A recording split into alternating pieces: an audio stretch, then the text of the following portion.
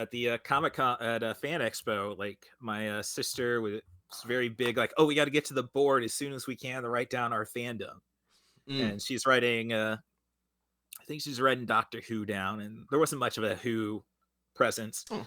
but Mark Hamill's the star, and I just said, here for the Brigsby Bear star, and online. I So love that that's what you put. I think I saw yeah. you got photos with him. Is that correct? No, no, no, I didn't get any photos of Mark Hamill. Oh, okay. Yeah, $400 Yeah, for yeah. the entire package. Like, Four no, hundred no, dollars. It must have been someone else at Fan Expo, or maybe it was because I started following Fan Expo. Maybe I just saw like Wait, one of the many photos. I want to go back to Mark Hamill. $400. Doesn't he have enough money? I mean, touche. Well, I don't. I mean, I don't know all the details. Like, I knew that was the like VIP package for Mark Hamill was 400.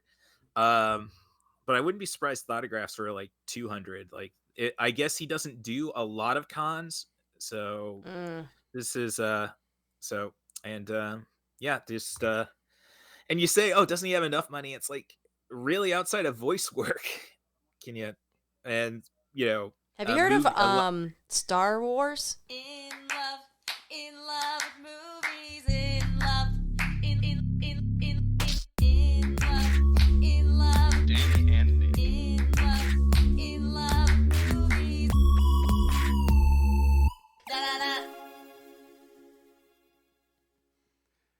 Welcome, movie lovers, to In Love with Movies. I'm Dani. And I'm Nick. And what is it we do here on this podcast, Dani? We talk about movies, and what else, Nick? Love. And we have a very fun guest today. I'm gonna say his name a million times because it's iconic. CatbusRuss, also known as Russ Stevens. Russ Stevens. She's like, I forget his real last name. What was Yeah. it? The CatbusRuss. That's what we got. We got CatbusRuss. Who has his own podcast, which he can do all his plugs in a minute. 90 for Chill is the name. 94 chill. But let's stop introducing our guest and have him introduce ourselves. Russ, who are you? Why are you here? What are you doing? Please tell us more. Well, I'm obviously here because of a love for movies. It was fun trying to figure out one to talk about on this. Oh, we'll get to that, my friend. Yeah. So, but I do on my own podcast, 90 for Chill, the podcast with CatbusRuss. It's dedicated to movies, conversations about movies between 70 and 100 minutes. The ideal runtime stops you from, say, if you're just watching TV, running into a binge when you definitely don't have the time. And you just know the nights you don't have a time to watch a 2.5 hour movie. So 100 minutes is about my like just perfect for me. Of course, it's like a 2.5 hour experience when you're taking notes for it, but Understandable. And that is definitely the ideal amount of time for Danielle. We have regularly talk about the fact that movies have gotten too long these days. We will get to the particular movie in the second half, but I want to preview everyone. It is a movie called I Heart Huckabees. And if I remember correctly, it is technically literally the emoji heart. Like, it is not officially the word heart. I believe so. IMDb still, well, I guess IMDb hasn't gotten to that point. Yeah, we couldn't put in Where the heart on... But for those of you who have seen that movie, may be able to predict Danielle's thoughts, given that she doesn't love existential things. But Russ was commenting about having to struggle to pick a movie to make sure he was trying to be very sensitive to That Danielle's was sensibilities, very which was nice. very much appreciated. Yeah, I do appreciate it. But we'll get to the movie part later. Yes. Russ, tell us a little bit about yourself. What got you into movies? Yeah. Well, I mean, that's just growing up in the 80s, I guess. Well, I mean, it was a time where cable was only, HBO, MTV. You get one superstation. USA was the big one down here. Being in Central Illinois, we got WGN. But So you watched a lot of movies on the cable television like I did growing up. Oh, that's the only time I can get the R-rated stuff, at least for unless a babysitter was by. All right, I guess we're watching Axel Foley here. What? But Axel Foley is a reference to Beverly Hills Cop, which is the one that just recently had its 4th installment after some 20 years. Okay, keep going. yeah, Eddie Murphy movie, Bananas and Tailpipes, Judge Reinhold.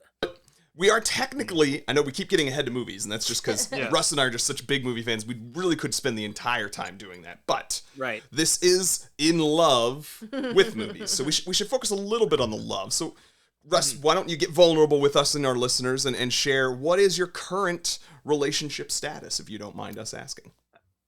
Well, I've been single for the last 4 years. It's and that was out of a 4-year relationship. And it was I don't know, I think primarily I seem to have that. I mean, I joked around with about my cat and the codependency issues which make up our relationship, but yeah, I kind of end up with a many girls who are, and I say many as like, you know, I mean, it's still counted on one hand, but I mean, high batting average, that's what we'll say.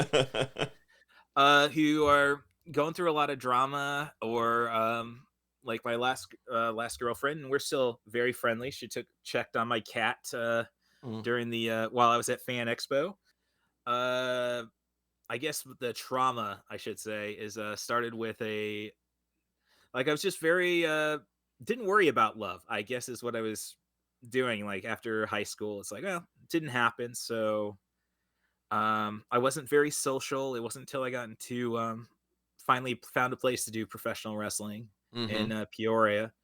Uh, did anybody want me to get out of my shell or pull me out of my shell? So from there, we had one night where we were hosting some guys who built our wrestling ring out of Pittsburgh. They were really impressed with what I did. And then the tattoo parlor guys in the wrestling, the promotion basically said, "Oh, you got to come out and help celebrate." And at that time, I did not drink. I mean, I had a fifth of Skull vodka in my house, like the in case of fire situation. I'm not sure vodka helps in case you have a fire, but I get your point. No, yeah, it's a metaphor. They had me come out, and like I had a good time. Got kind of fixated on a dancer, but didn't think too much about it. And then they say, "Oh, we do this every week." So at that time, there was a bar called the Underground, and this is back in the good old days where wrestling promotions could just rent out their ring, and a bar could just host tough man fights.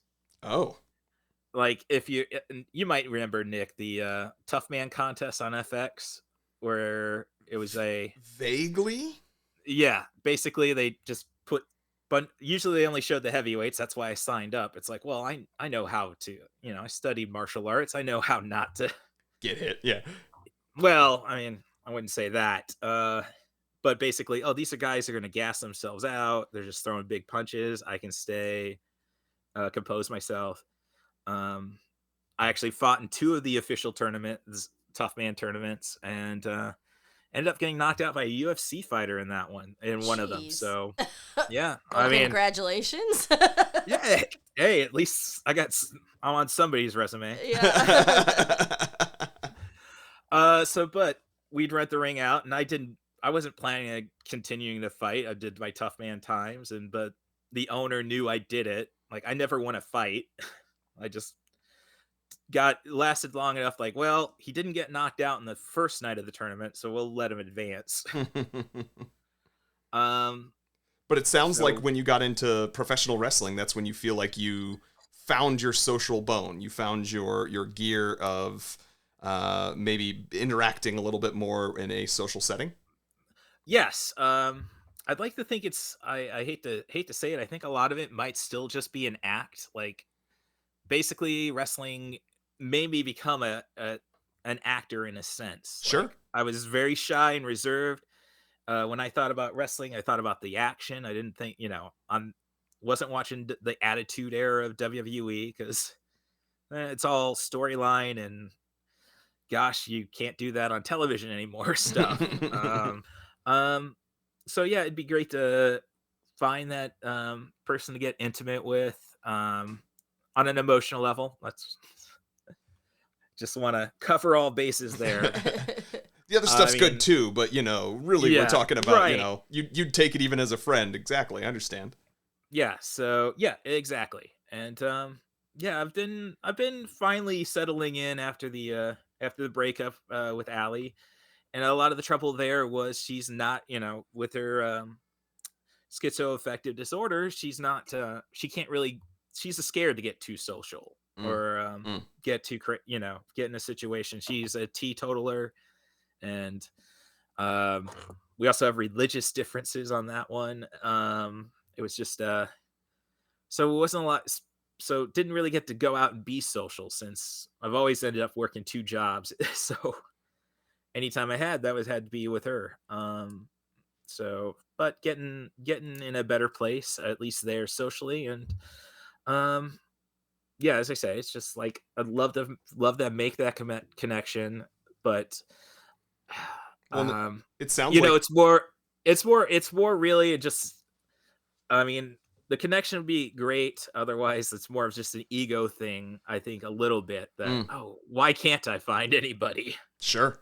Well, it So sounds like that you've gone through a lot of experiences that make you know what you don't want to look for in your next relationship. And even though you probably learned it the hard way, that makes it better in the long run, right? And I think very much like working on yourself and understanding yourself is, that sounds so cliche, but like it's true. It's a oh cliche no, because it's true, you know? oh no. I mean, as I say, this the and I say ego. That's more about just the Literal definition of. I understood what you meant. yeah, right. I'm just I guess I like to joke about back before I moved out to Champaign, Urbana.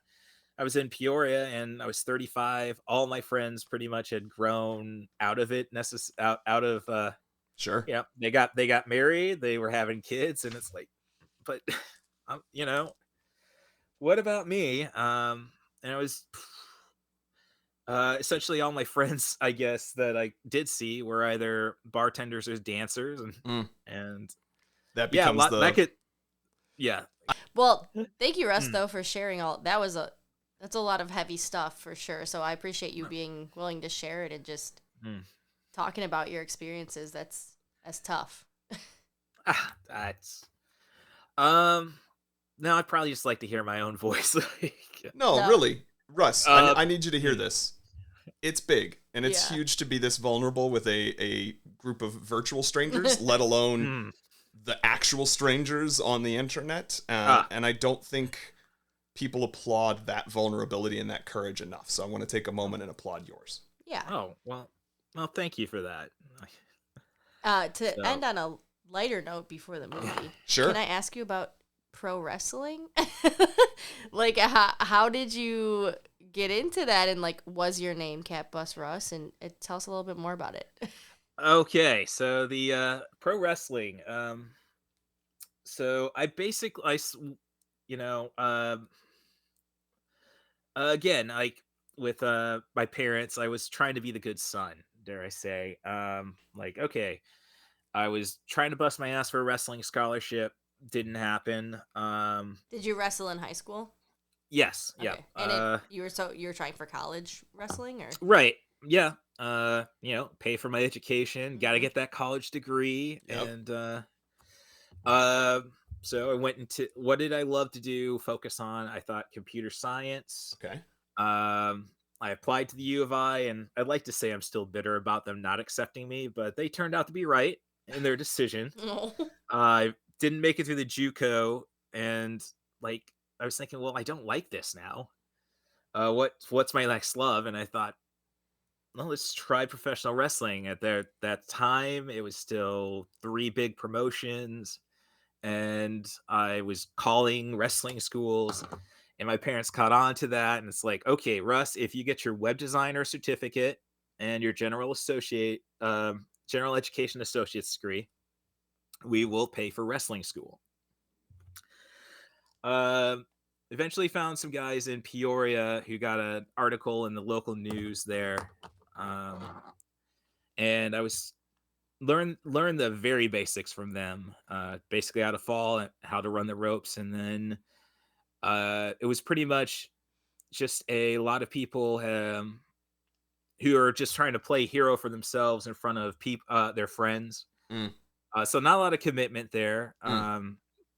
But after my wrist injury, one of my the guy I did the most traveling with, Raul, Sinister was his name with 2 N's. Decided to, oh no, we can travel. We got places to go. So we hit a lot of the like Springfield, Milwaukee, Davenport. Eventually met. I went up to a show in Chicago, just trying to get my tape out there to see if I could get booked on my own. Okay. And ran into Colt Cabana. I know he's big on the comedy scene, or at least he was doing his best to get into improv and such in Chicago. If you his primary coach, I would say, is Sarah Joy Shockey, if that name means anything to Danny. Colt Cabana sounded familiar to me, but I don't actually know. It's just for a sure. good name. Yeah, that's true. It is a very good name. So I met, Colt told me, you just give your tape to Danny Daniels. He's the promoter here. So I gave my tape to Danny. He says, "Oh, don't worry, I'm going to see you next week anyhow in Davenport." I've met the guy probably a year prior. Gotcha.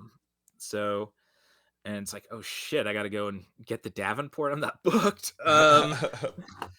So there's when I discovered his wrestling school. He's the responsible trainer for multi-time WWE World Champion Seth Rollins, and started training with him. But when it came to my character and the names, the next week I went and decided, okay, I got to do something with this. So I brought out my mom worked at Barnes and Noble briefly with my older sister, and she'd get books like the wrestling biographies, and she found the Complete Idiot's Guide to Professional Wrestling. Okay. So I decided, okay, I'll wear my glasses out to the ring. I'll have the book as a prop. And from there, I became the student of the game. And Russ Stevens still. And there's a few places where I'm known as Russ Staley, which kind of wraps around back to Stacia. Honestly, like there's a promotion in Springfield I started to work at, but they had a guy whose name was Bradley Stevens. Gotcha. So they didn't want to cross over there. Oh, never mind the fact Bradley is my middle name. So it's like, oh, I can't do Russ Bradley or anything like that. So I went with, I was trying to think, okay, all the old wrestlers in the 80s would just pick rock stars or celebrities. Like there's a guy currently in the AEW promotion who's Christian Cage. Okay. And he took that name from Christian Slater and Nicolas Cage. Yep. And then, of course, there's the legend Shawn Michaels, and he just took that from Bret Michaels. So, all right, I'll go with music. All right, what do I want to pick? I still want to stick with the ST. And then I was thinking, well, I don't want to be Static for like off of Wayne Static from Static X, because that means unchanging. So I was thinking through, and then it's like, oh, Lane Staley, ace of Alice in Chains. Okay. Died in 99 of a heroin overdose. Gotcha. So, and then I chose that. All right, and kind of has the Stacia ring to it. Well, here's the thing. As I said in the preamble, perhaps, that I think I have the best sense of humor of any of my family members. Not the best jokes per se, but I can give and take. And I think a lot of that came from professional wrestling. And basically, you really have to learn fast. You can't have any shame.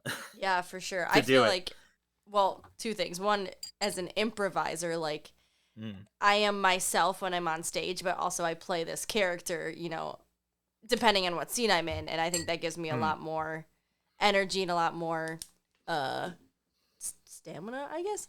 But also recently we watched We're Here, which is a show on HBO that's like drag queens go to small towns and they like do makeovers and do drag shows. Yeah, I'm familiar with it. I don't know if you watched the most recent season, but there was a wrestler on there. And he was talking about how it's a very small town. They're very like homophobic there, but his wrestling persona, he's a gay man, was a gay wrestler, and he was like celebrated. And he's like, this is the only place I feel comfortable enough to be myself, because he was a good wrestler, and then he was also able just to be open. And he said it really like changed his life, and the men who like mentored him were his like really changed his life. And so your story seems almost parallel to that, of very much like putting on your persona, but maybe deep down that's a little bit of who you really are too. Well, I'd say the righteous asshole portion of it. Yeah, that's me, because it was, it like I was thinking I'd be a baby face to start, and like, no, I want the and then the freaking rednecks who are running the promotion Peoria, like, oh, no, we want, you got an easy gimmick to pick on, so I want you to play the nerd. And Sure. And I'm the most legitimate fighter of everybody, like the tough man, the high school wrestling. And I got a lot of shit from my friends when they saw me wrestle, and I lost the match, took the fall, because I had a reputation. Because in high school and junior high, I was never pinned. That's impressive. So, that is very impressive. Yeah, you were a wrestler in high school too. Yeah, I got pinned a lot. But no, the neck's suffering for that, because a lot of technical falls. Yeah, I bet. Yeah. Well, we should get to the other half of the podcast, right, where we talk about a movie, because I for one am very excited. I was very happy to revisit this movie, and I'm excited to share some of my history with it. Yeah, I'm sure Russ, you'll enlighten me on a lot of things, because I couldn't tell you a damn thing about this movie. So one more time before we cut, Russ, tell the listeners, what movie is it we're watching again? We are going to be watching David O. Russell's I Heart Huckabees from 2004, starring Jason Schwartzman, Jude Law, and Mark Wahlberg. And I guess Naomi Watts is an important player as well.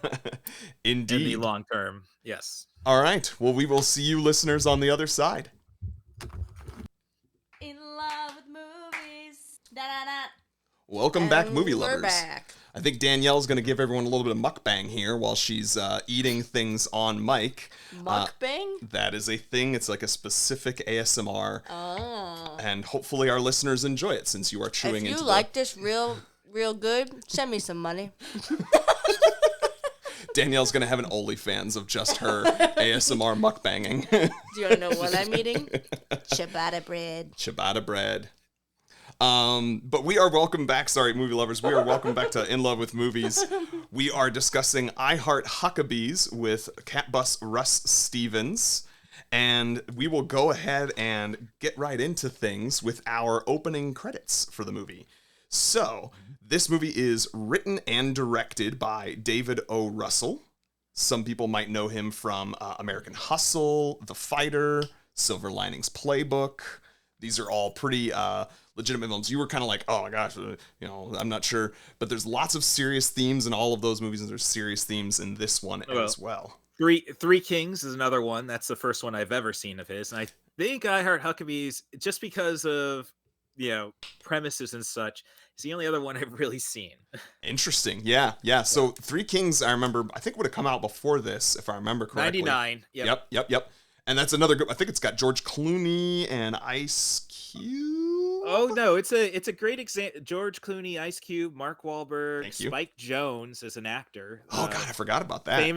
Famous music video director, great film director. Being John Malkovich. Probably another one Danny's not really going to get into. I haven't seen any of these. David O. Russell also directed the movie Her, which is another Oscar bait movie. No, that's... Oh. No, Spike Jonze. Oh, my bad. Thank you. My bad. Yeah, so I think I may have said she instead, but no, Her was written. Yes, was Spike Jonze. Well, but the thing about Three Kings, though, that's the infamous how difficult it is to work with David O. Russell as a director. Interesting. Yes, so he was very much like very demanding of the crew, and George Clooney would go and step up to, hey, take it easy on him. Mm. We gotta, we're having enough problems. They've cut our shooting schedule. They want you to cut scenes I'm fighting for, like the cow exploding. It's an Iraq war, first war movie, comedy, dark comedy, but and eventually it ended up with Clooney and I hear it was Clooney knocking him out. I know there's a physical altercation between the two. Wow. Okay, I did not know that about it. And on I Heart Huckabees, there's video of him really ripping into Lily Tomlin. I bet Lily Tomlin did not take that well. I hope she knocked him out too. Well, I checked Wikipedia on that one. Lily says, no, he's just very compassionate. I don't take any offense now. So, very, very diplomatic on her behalf. Also not surprising coming from a consummate professional like Lily Tomlin. But David O. Russell co-wrote this movie with someone named Jeff Baena, who this was their first credit on IMDb, and it was only their first of like 6.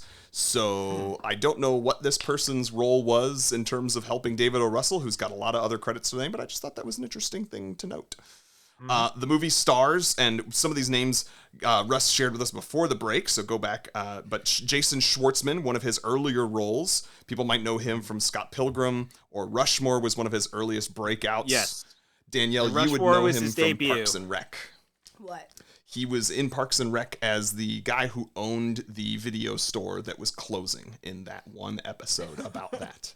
About the porn store. Yes, what became the porn store, exactly. That's okay. Jason Schwartzman. Jude Law, listeners may know him in the future from Skeleton Crew, since that's the next big thing that he's going to be in for Star Wars. We actually just saw the news that they are not renewing Acolyte, so put a pin in that for another conversation. But he also has been in Fantastic Beasts playing Dumbledore very recently. That's Jude Law. Wait, what about isn't he in that one movie where there's 2 girls and one's in England and one's in America and they switch houses? The Holiday. You're right. He is the in Holiday The Holiday with Jack Black. I was right. Yeah. You were right. You remembered a movie that he was from. Yeah, I didn't know the name of the movie, but the whole plot. Applause. Well, I'm a big Anglophile, so I've kind of known a lot of his work beyond that. There's one I'm still looking for on digital called To Love, Honor, and Obey, a mobster movie with Johnny Lee Miller, a lot of Rhys Ifans from House of the Dragon, Sean Pertwee, a lot of just, as I say, English actors. And somebody was talking about Star Wars in the line for the Mark Hamill at Fan Expo, saying, Daisy Ridley's movies, and then, but John Boyega's not going to come back. And it's like, he's a British actor. They don't turn down work. Well, Naomi. Jude Law is really good in Road to Perdition. Okay. I think Tom Hanks stars as a mobster against Paul Newman. So I've had that one on my list for a while. Tom Hanks as a mobster? And fun fact, it's a comic book movie, actually. A lot of people don't know that one's based on a comic book. But Tom Hanks, unfortunately, not in I Heart Huckabees, but Naomi Watts is. Naomi Watts, I actually really only know from The Ring and the 2005 King Kong movies. So, is she the blonde? Yes. Okay. I know her from Mulholland Drive and Tank Girl as I think one of her earliest ones. Oh my god, I always forget she's the brunette because she's always usually blonde. But yes, she's in Tank Girl as the friend. Jet Girl and Tank Girl. Yes. Danielle, I don't think has seen Tank Girl. That's happening. And so Mark Wahlberg. Mark Wahlberg is also in this Ice-T movie. is a killer kangaroo. Come on. You should watch Tank Girl. It is wild and fun. But Mark Wahlberg is in this movie. He's from a lot of things. The Departed, the other guys. What? Most importantly. Okay. New Kids on the Block. That is not the same Wahlberg. That would be his brother. Yeah, that's He's Donnie. brothers of New Kids on the Block. He was Marky Mark. Yeah. Yes, and the Funky Bunch. I know. Yes. I think it's worth noting because she was big enough in this movie, but I don't.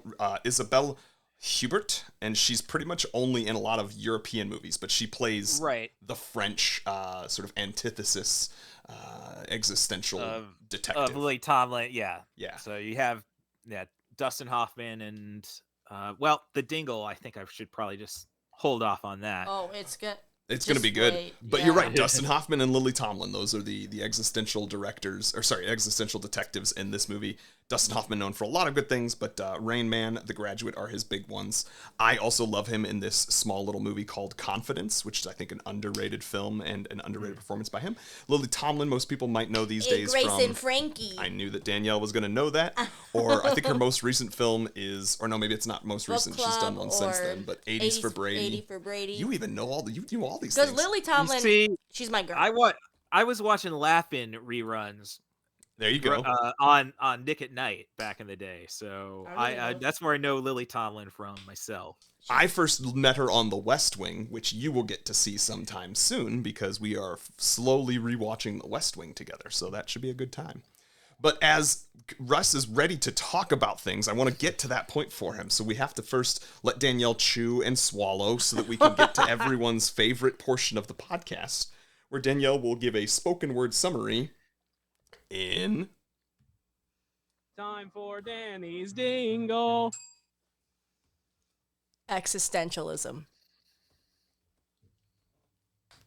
And that's the dingle. Okay. She's not wrong. You know what? So somebody can't handle the infinite nature. Right? She doesn't like the blanket. She's not good for the blanket. To be honest, I took a shit ton of notes, but it's just too much to put into a dingle. I summed it up for you guys. Okay. I'm on my last piece of bread, so you'll be happy. So I'm going to go ahead and say Danny's love story with this movie for her. She had never seen it until I sort of ordered it on and bought it on Amazon for us to be able to watch this past weekend before recording. My love story, I actually didn't bother to dig it out, but I had a DVD copy of this movie. You did? I did. And I thought, you know what? I like this movie, or remember liking this movie enough. I'm okay with having a digital copy in addition to a DVD copy because you got to have the HD. It's exactly. I wasn't sure I was going to have HD on the DVD copy. I first saw this movie because this is going to date me a little bit, but there was a time when there were rental places with DVDs. And then there was a time when they all started going out of business and they had to sell off their inventory. And so I would spend weekends going to one of the local rental places and digging through these bins that they had, or going through, sometimes they'd have them on their shelves. And I had seen this cover a couple of times before that, but I saw the cover for I Heart Huckabees. I saw the star-studded cast, these amazing people that I know from all these other great things. And I thought, you know what? It's $2. Why not take a shot? So I bought it for DVD, and this was back in college. I watched it. I remember having so many thoughts, thinking about the nature of existence. And this was all before I had gone on a bit more of a journey with mindfulness and meditation. And in the last several years, I've done that. And I connected even more with some of the scenes of this movie, having now done some mindfulness and meditation practices. So it is a whole story. But that's mine. And Russ, we know we have an even bigger story with. So Russ, what is your history with this movie? I know you've alluded to a little bit in the first half, but give us the details of the movie specifically. All right. Well, it came back when I was in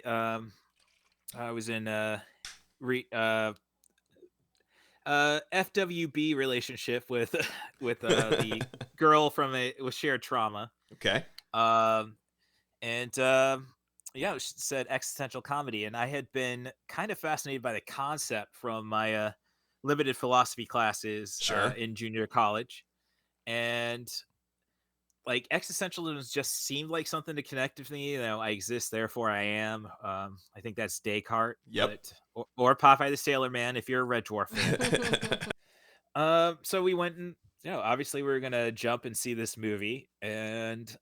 So did you see it in theaters or did you rent it the first time? Yeah, we saw it in theaters. So we were, and we just vibed with everything. She was an atheist. She is an atheist, as far as I know. So it's again just something we really vibed, and I think got just felt felt a real connection with. As I said, that after the movie we declared each other our others. I love that. um Gotcha. so but I showed her that movie and it really touched her and made her think. And I think especially when you're going through a situation where you're trying to figure stuff out, the darkness, dare I say, uh in the movie. And then basically I've shown it to every other girlfriend I've had. And um yeah, it's one of them really got into it. And I think even my Allison, she thought it was a fun little adventure. And she's part of the Vineyard Church. So for her to so I guess that's a statement of how I think how good the message is. She didn't get overly offended by the supper scene. Yeah, there is that one scene, and it's interesting that you can take that. I had a note that scene to me was reflective of two things. One, sort of the worst cases of capitalist blind Christianity in this country sometimes, like people who want to not think too deeply about anything. They don't want to think about the nature of existence. They just want to. I think there was the line I wrote down, actually. It was, let's see, hold on. Had to do with questioning, do we need to question the church, Mom? Yeah, wait. I don't have to ask these questions, do I, Mom? So he's like asking a bunch of questions, and she says, no, you don't have to ask these questions, sweetie. So it's like, I want all my answers from the church. He also had a moment where he said, or the girl asks, Mom, why is he closing his eyes? And I thought that was kind of interesting and indicative of not just church going, but a lot of, especially talking about the meditative practice of things. Yeah. I have started to do things like that, where I maybe like take a moment or try to close my eyes, and I try to manage my activation. And it felt like he was doing that and was sort of being questioned for it. So again, all of that to me reflects a lot of the kind of worst parts of organized religion that causes you not to question anything and just go with, whatever the media is telling you to believe. But I also feel like that scene was a good representation too of Mark Wahlberg's character being sort of a newly quote unquote woke before that was even a term, not around anything racial, but in this case around sort of the same capitalism issues that I'm talking about, and thinking about how we are destroying our planet and things of that nature. But the newly awoken or newly awake to that reality person, because we know that he just recently was having, this journey with the existential detectives. And he now can't do anything but rail against people constantly, screaming at them about how they're killing the planet with petroleum, as opposed to understanding, we all work in a system. And he just sort of, that to me is the worst parts too of someone who has recently become sort of aware of their place in the larger world, where they want to berate everyone else and make everyone else feel bad because they're not seeing things the same way they are. And so I just thought it was an interesting reflection all in that one scene, how you have both of those things happening, sort of the establishment in its worst light, and the I'm sort of awakened against the establishment in its worst light. What were your thoughts on the dinner scene, Danielle? I think it kind of showed a little bit of the white savior complex of that family. Like, well, we've earned our spot in heaven because we have this African man that is now calling us mom and dad. Mom and dad, yeah. It also was like the Fox News of it all. They were very Trumpy before Trumpy was a thing. When Jason Schwartzman was going on about all the famous socialists that no, they were Republicans, like Theodore Roosevelt, and then Franklin after that, who's a Democrat. But no, I'm not a social, but he goes and says, I'm not a socialist, I'm just saying we gotta take care of each other. And it was more the capitalist mind was basically, it's just using like the best bit was when God gave us oil, and this is done by an uncredited I can't recall his name, but he's in a lot of stuff. He's in Step Cabin Brothers. in the Woods. Yeah. Step Brothers, Bone Tomahawk. Yeah, he's in a lot of good stuff. He's one of those sort of known character actors. You would know his name, right? Or face, I mean. But yeah, he had a great line when he said that. Yeah. God gave us oil, son. Oil. So how could it be bad? And yeah, I was like, oh my gosh, I'm having like PTSD from 2016, 2020, like all these things that are. Oh yeah, so many conversations, and I think it just goes to show that that's like not a new thing. It's just no, it's been dialed up or how elevated in certain ways, but it's still very much the mentality of the belief that our country should be, Christian based as opposed to allowing for all faiths. Anyway, that scene actually gave me comfort because you said that, because it's not a new thing. Because I don't want to make this a political podcast, but there's a bit of anxiety that goes with the past couple of years, and so to see that it was occurring, like they had these thoughts and ideas in 2004, not too long ago, but that was 20 years ago. It was like, oh, okay. We haven't moved forward as a country, but like maybe we're not as bad as I think Mark Hamill put it best at his panel, and he wasn't really like he was taking many questions. He was just letting the crowd shout, and he'd go and address it, and and he ignored the Trump things, but he I care about everybody, but I will say, if you're MAGA, you can go force yourself. So, I did have some other comments that I thought were worth mentioning. So a lot of really good acting in here, but there was some stilted performance I felt like from Mark Wahlberg, or at least one note. And then Schwartzman being still relatively early in his career, there was moments where I was like, man, this just doesn't seem as polished as I'm used to seeing Schwartzman in later performances. Well, I think the only real movie he has been known for between Rushmore in '98 and I've never seen it, and I Heart Huckabees in 2004 was Slackers. I did see that at some point, but yeah, that's not exactly a huge film either. Right. Got more commercials than I Heart Huckabees, but I think people expect it. Like, I think Jason Schwartzman didn't have much of had so few noticeable titles because I think they were expecting to act like a Wes Anderson character.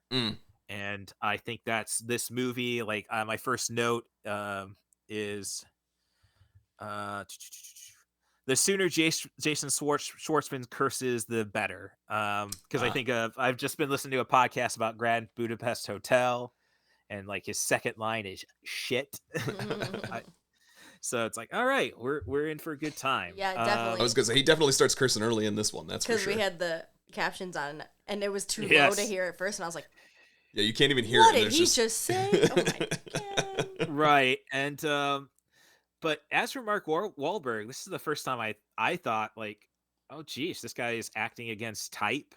True, yeah, he was.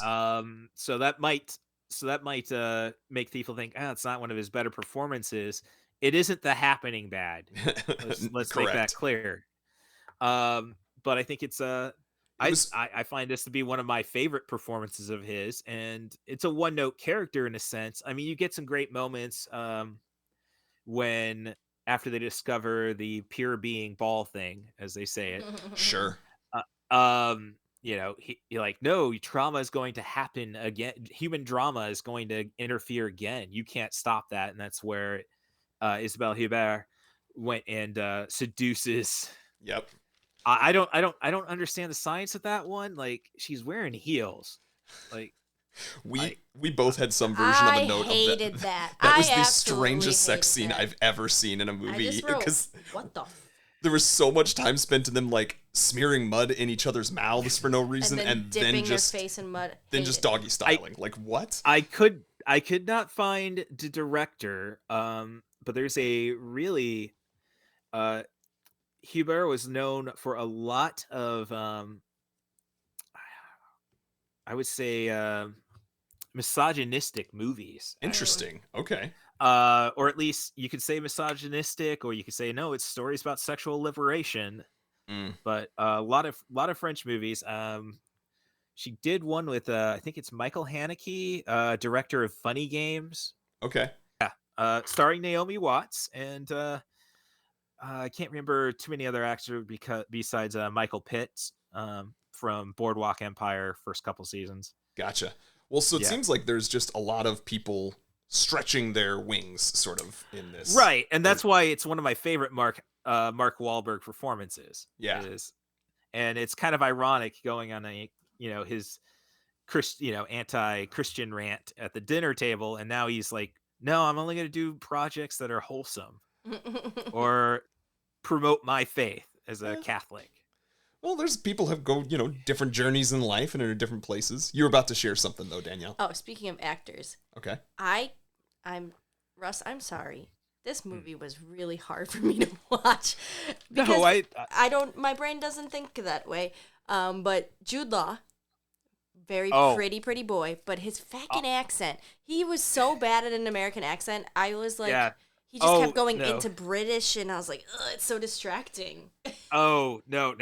I picked up on that after the hi, Albert, you're an asshole. Like, you can even hear it there. Like, maybe, he didn't put the R in there, but, so he didn't say arsehole, but asshole. Like, so, no, it's not the, I can't remember. It's not the short A. It's definitely, a lot. And you see that actually a lot. And I hear a lot of British actors say that's a difficult, vowel to nail. Sure. Like, in Fight Club, I think it was Marla Singer's first line in that, this is cancer, right? And she said she had to do it over again because she kept saying, this is cancer, right? I wonder what the point of making Jude Law American is. I guess Huckabees is American. Yeah, it's I think an American capitalist society, and I don't know if it was like Huckabees. I don't know that there's any direct corollary, but I think it's like a Target or something like that, or Walmart. Walmart is what I'm. I guess that makes more sense. Yeah, I would probably say that. No, but I have a note here that like at one point Danielle turned to me and she goes, we will investigate your perceptions of reality. And I looked at Danielle and I could tell from the look on her face she hated this movie from that moment. And that's like my third note. All of this was before minute 14 where Danielle says, quote, he's dead. He died putting up a tree in the parking lot at Huckabees. That's the storyline, right? This is all just an investigation. It's a Jacob's Ladder scenario. And I'm like, I rolled my eyes and was kind of like, well, maybe we'll see. You watch the movie. Yeah, the answer is, who the fuck knows? I don't even know if this is reality or not reality.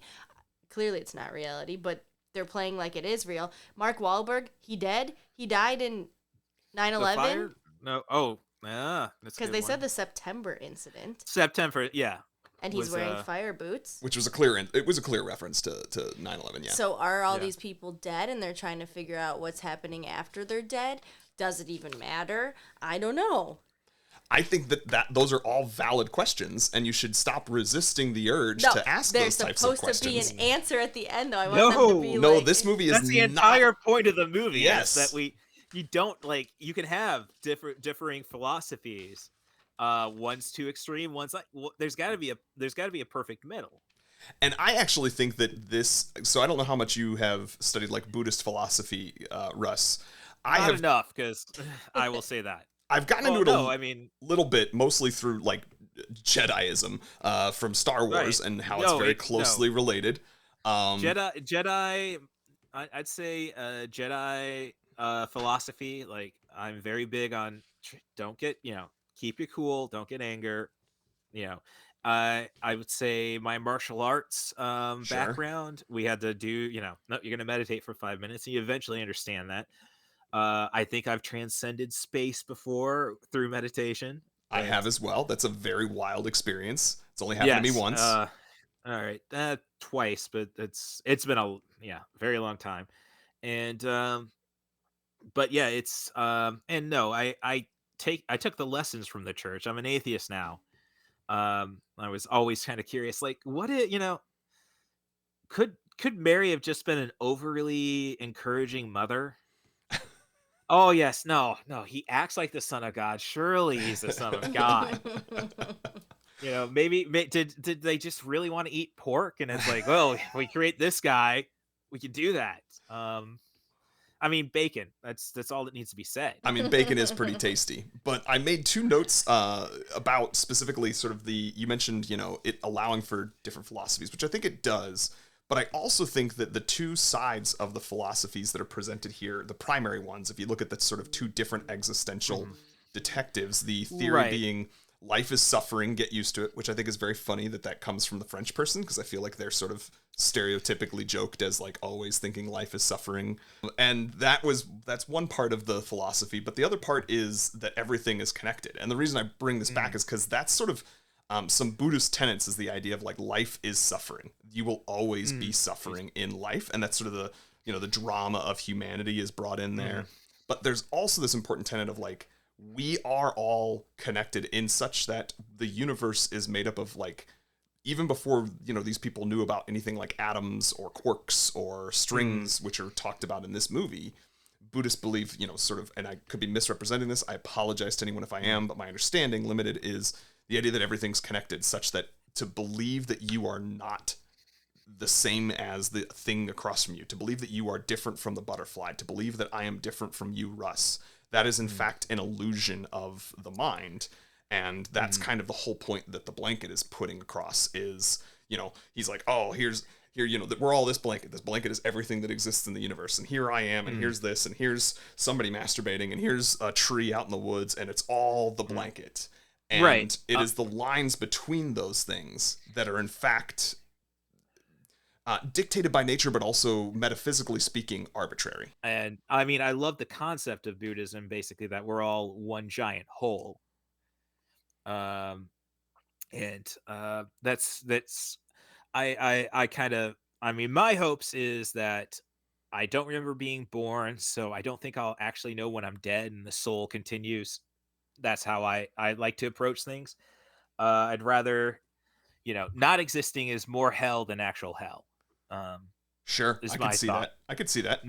That could just be ego. Like, no, I'm too important to die to be gone.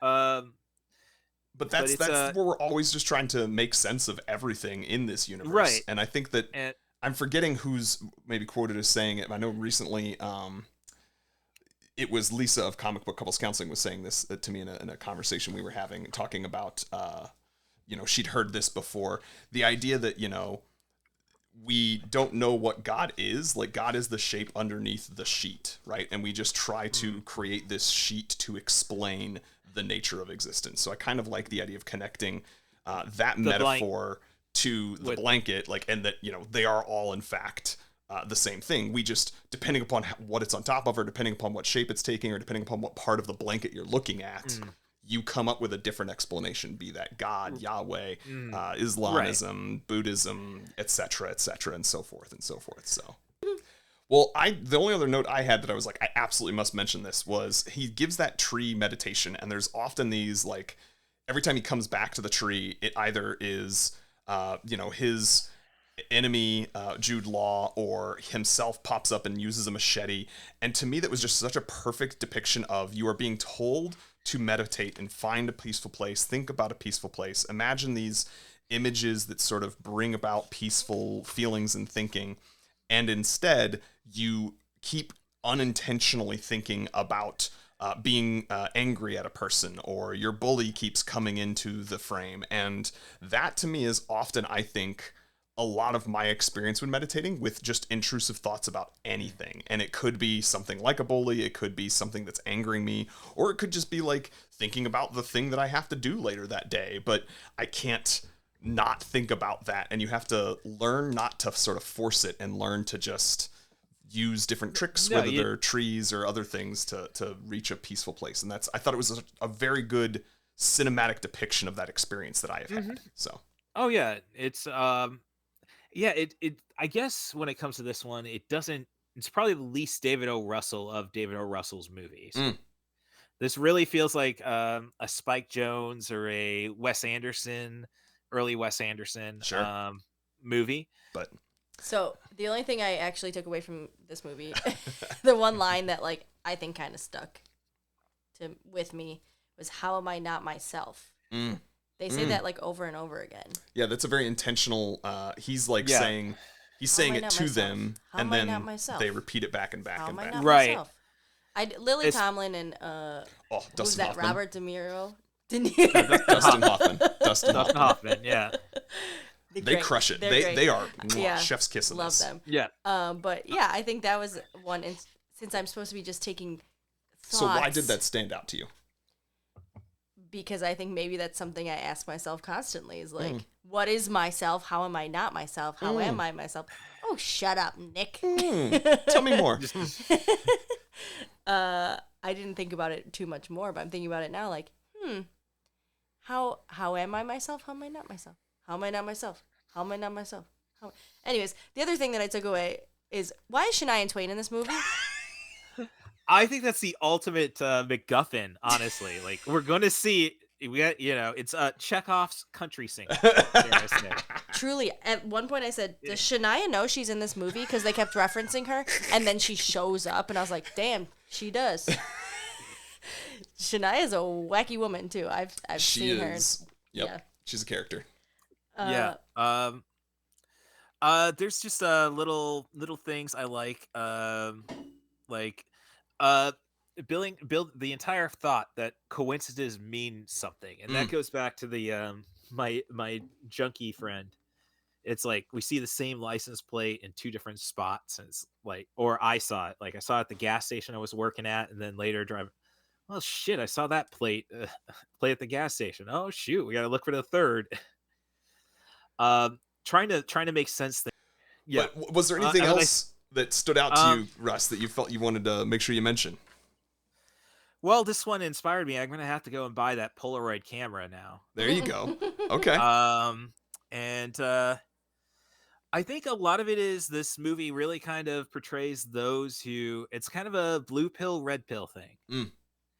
If you like Tommy's wife, no, I'm just getting out of here. I'm not going to stick it out with you. I don't want to ask these questions. And I think that is probably the bigger thing about society right now, especially the the MAGA, is like, no, I don't. Things are going well. I don't want to know why it's not right. If you think there's a problem, you're just thinking too much. Is the philosophy. And so basically, it is Neo in the Matrix, essentially. Like, anybody who's not asking questions is an enemy. Yeah. So that might be a little too extreme, and that might turn off certain people. But and then with our I hate to say protagonist team and our antagonist team, Isabelle Huppert and versus Lily Tomlin and Dustin Hoffman. Right. It's kind of like it's a diabolical. They're both playing diabolical games of chess with Mark Wahlberg and Jason Schwartzman, and even Jude Law. Like especially the what was that quote you took from it, Dani? How am I not myself? Right, exactly. And then just like beating that into him. And love the commentary on this sex life between him and Naomi Watts. Yeah. And I love how the fact that it's like Tommy ends up with with Naomi Watts' character in the end. Like, oh, it's a cute little meet. It's a nice little meet cute. It was so strange. That girl was so strange. The whole movie. Naomi Watts. She just becomes a pilgrim at the end. Well, she was misrepresenting herself because she thought that's what the world around her wanted. And once she connected with the existential thoughts and thinking about how am I not myself, she thought about how am I not myself, and she said, me trying to be pretty all of the time with all of these things that I'm wearing and putting on a smiling face and putting on all this makeup, that is how I'm not myself. My true self is someone who does not have to put those things on and thinks about these deep things. Great. And why were her teeth black in that one scene? She was eating some kind of chocolate that was staining it, and it was just one more way to make her ugly.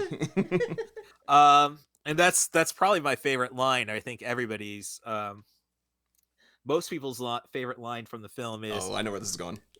You can't deal with my infinite nature. And But chess match. I've already said I had the illustrated guide to Kafka. The illustrated guide to Marquis de Sade is a real interesting read. Marquis de Sade was a philosopher in France at the time of the French Revolution. Gotcha. I think I'm just there's if you want the Marquis de Sade, there's a movie called Quills, where Jeffrey Wright plays the Marquis, and Joaquin Phoenix is the guy trying to rehabilitate him because he was a sex-obsessed philosopher. And he was basically persecuted by the new French government for all of his sexuality in his stories. Interesting. He pushed the envelope. He also is, I'm pretty sure, the namesake for Lakeshore Drive / Dusat. If you like, it's Dusable. Mm-hmm. That's Dusat is actually how you pronounce that. The Marquis de Dusat. Anyway, fun little walk down history lane. Yes. We should probably try to land this bird, as I sometimes say. And let's start with Russ. We'll go with your heart ratings and whether or not you renew your vows. I predict, I at least know the second one of these, but for listeners, heart ratings are meant to be a somewhat objective rating, 0 to 5, how good you think the movie was. And then would you renew your vows to this movie is basically, would you want to watch it again sometime? So, is it something that you enjoyed enough personally to want that? So, Kat, give us both of those for yourself, Russ. Kat Russ. Well, I think... I missed the bus.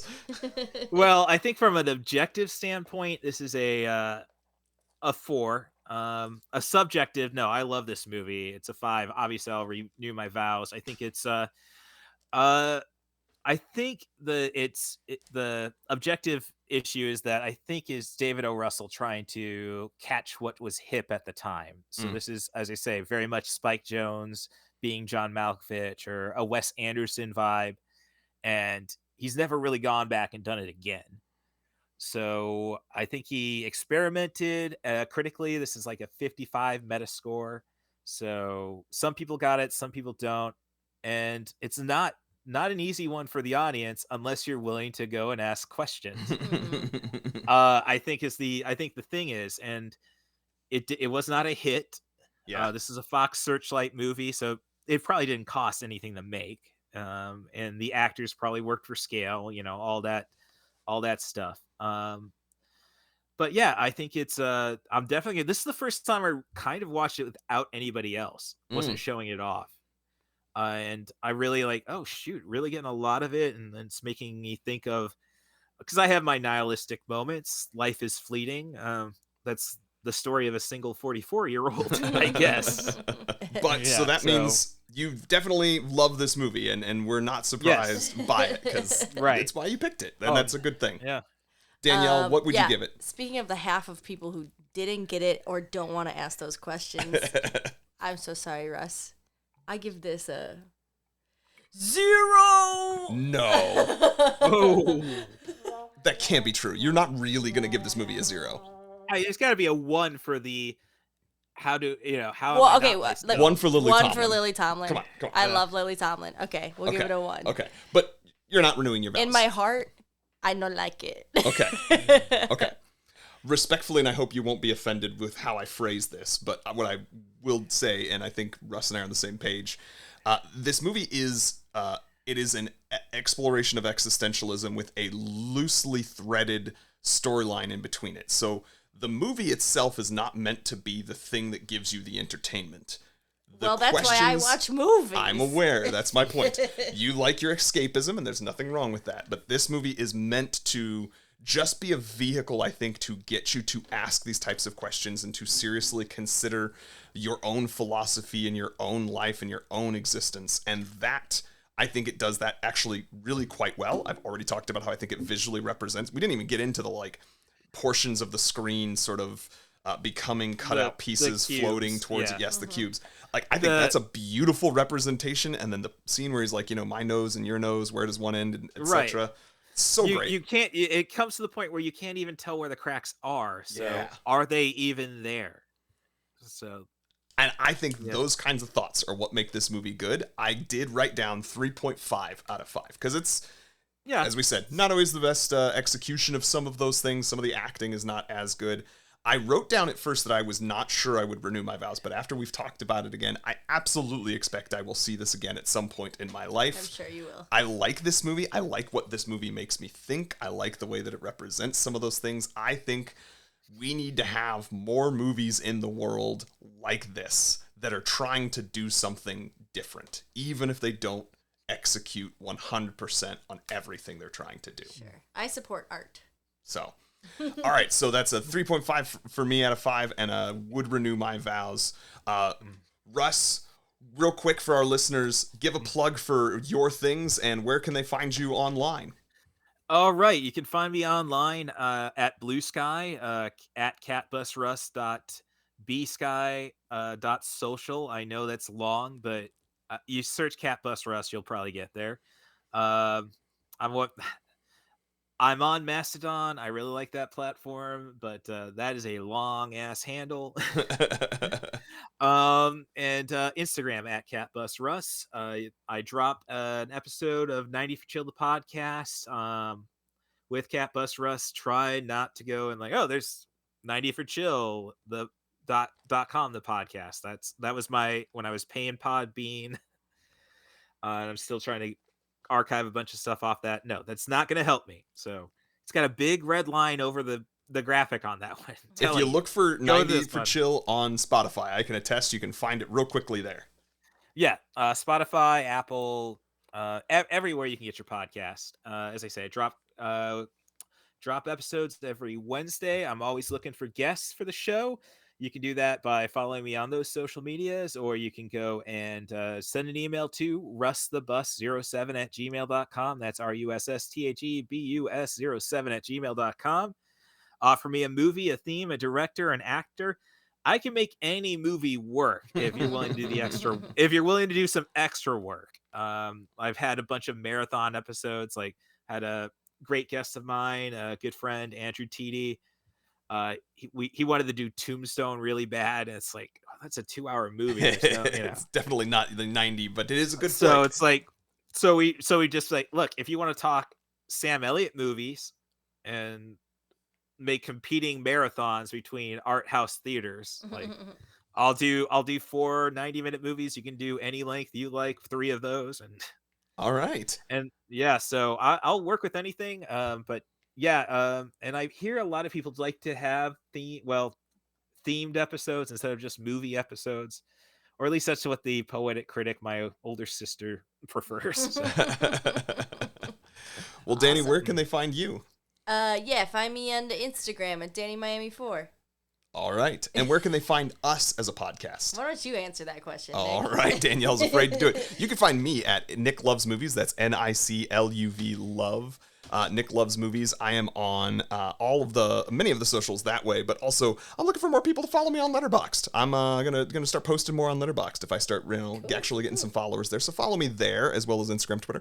You can also follow our podcast on just about all of the socials. We're not on Mastodon, but we are on Blue Sky. We are on Threads. We are on Instagram. We are on the X, Twitter. So all of those things you can find us at In Love with Movies. That's the letter N, Love with Movies. And you can also email us if you want to give suggestions for future guests. We are still looking for, we're sort of right now programming our next year. And as we called out in the last episode, and that's how Russ reached out, I think, was actually hearing us say this, we want future guests. So send us an email at nlovewithmovies. That's N, letter N, Love with Movies, all at gmail.com, and say, hey, I want you to be on this person, or go onto a social and at us and at the other person and say, hey, I love this podcast. I want to hear you go talk on In Love with Movies, so go there. That's what we want you all to do, listeners, and then we will see you on the next time. So I love you, Dani. I love you, Nic. And we love you, Russ. Thank you very much for being with us and sharing everything. Well, thank you for the opportunity. All right, and we love you, movie lovers. Bye-bye.